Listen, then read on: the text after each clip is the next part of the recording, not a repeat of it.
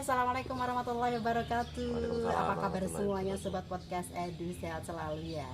Nah, kembali lagi ketemu dengan saya dan Pak Karjo. Dan kali ini kita sedang berada di Kota Ponorogo. Dan saya dan Pak Karjo sekarang ini sedang berada di sebuah langgar tua yang usianya sudah ratusan tahun, yaitu berada di mana Pak Karjo? Masjid Agung Tegalsari. Masjid Agung Tegalsari, Ponorogo. Yuk kita bahas selanjutnya ya. Nah, sebelumnya langgar itu apa sih Pak Karjo?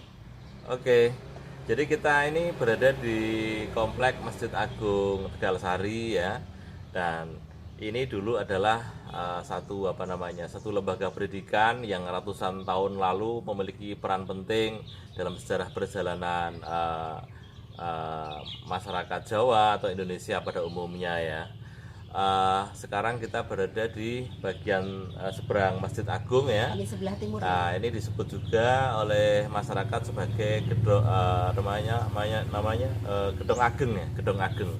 Jadi di sebelah sana itu ada pendopo yang sangat besar ya, di mana dulu di sini banyak santri menuntut ilmu yang konon informasi dari beberapa warga yang kita temui pada masa jayanya mencapai sekitar 5.000-an orang ya, Miss ya. Nah, santri.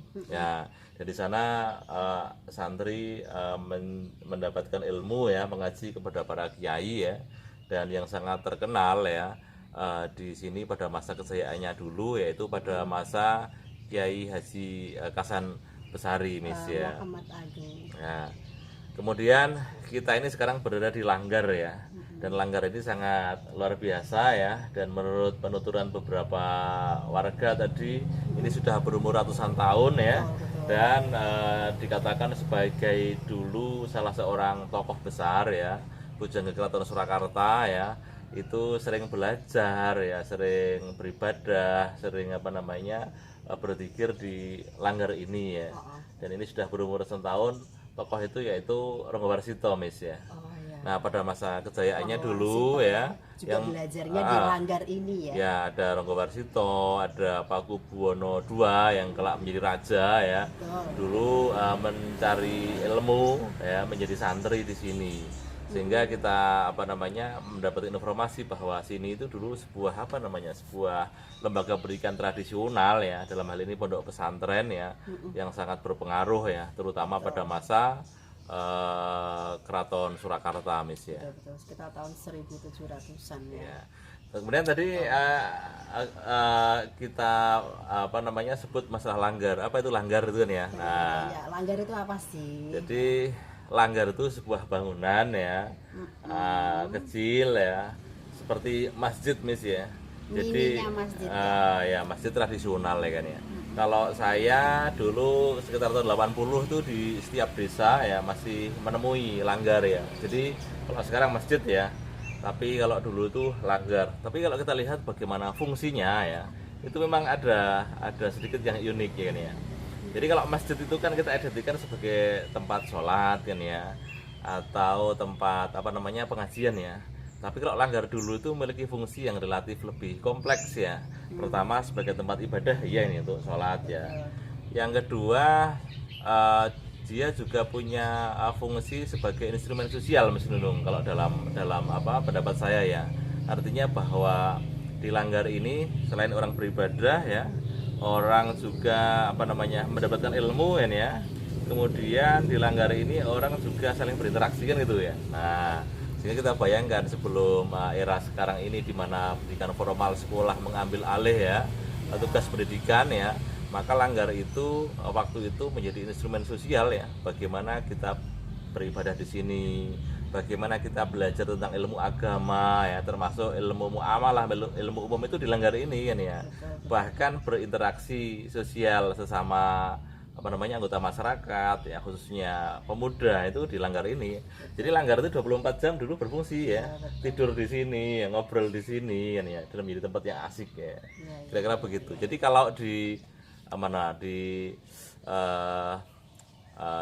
Minangkabau itu ada surau ya. Nah, surau itu tidak hanya sebagai tempat untuk beribadah ya, tapi bisa dikatakan juga sebagai instrumen sosial ya, Saya pikir itu. Jadi fungsi surau tentu pada waktu itu sangat strategis, sangat unik ya kan ya. Iya.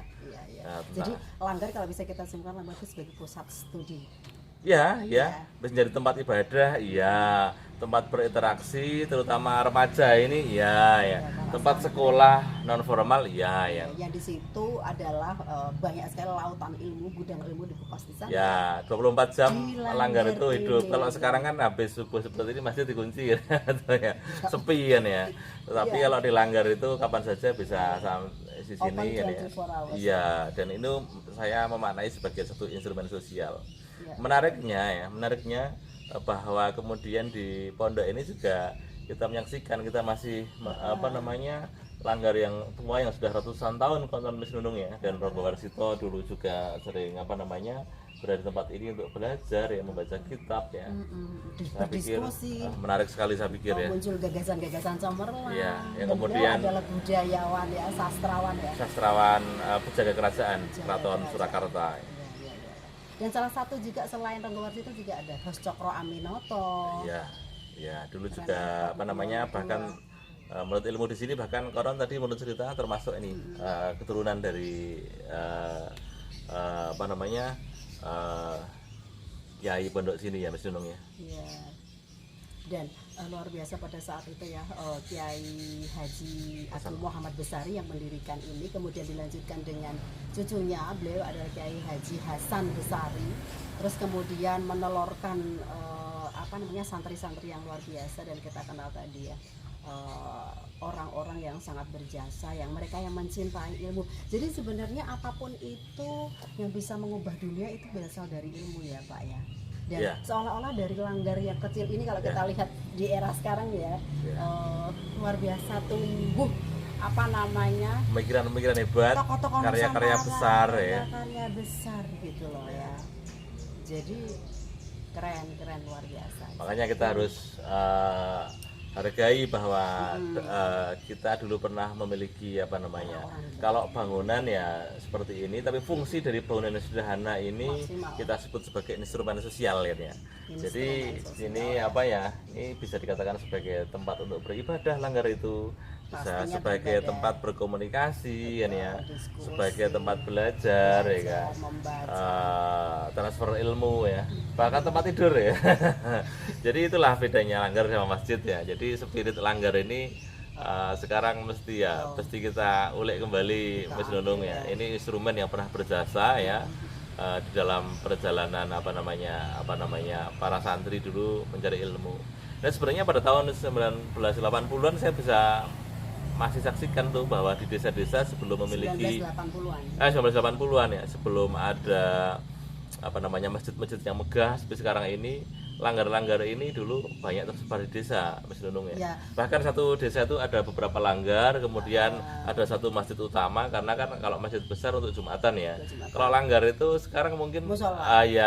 mungkin musola. Sehingga kadang-kadang satu desa itu ada beberapa langgar ya.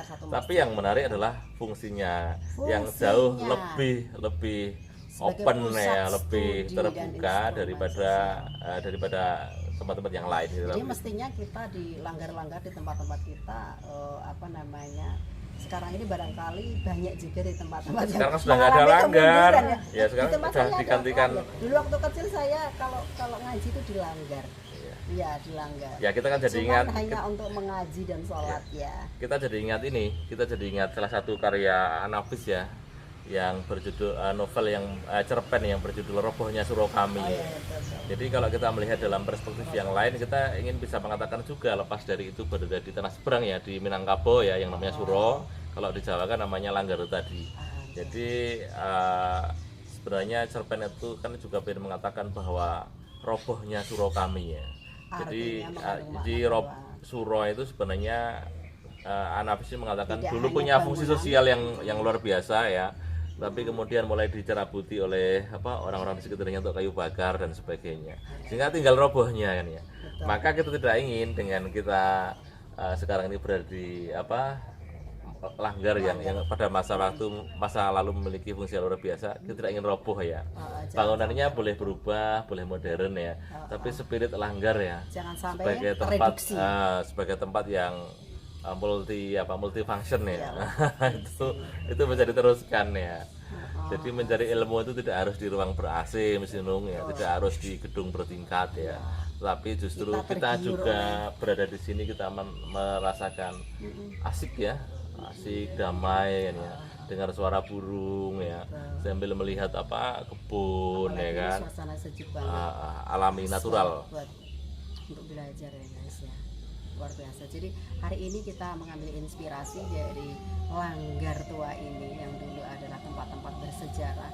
Tokoh-tokoh Nusantara lahir dari tempat ini yang membawa peradaban untuk masyarakat Jawa, untuk Islam tentunya, dan untuk Indonesia. Luar biasa.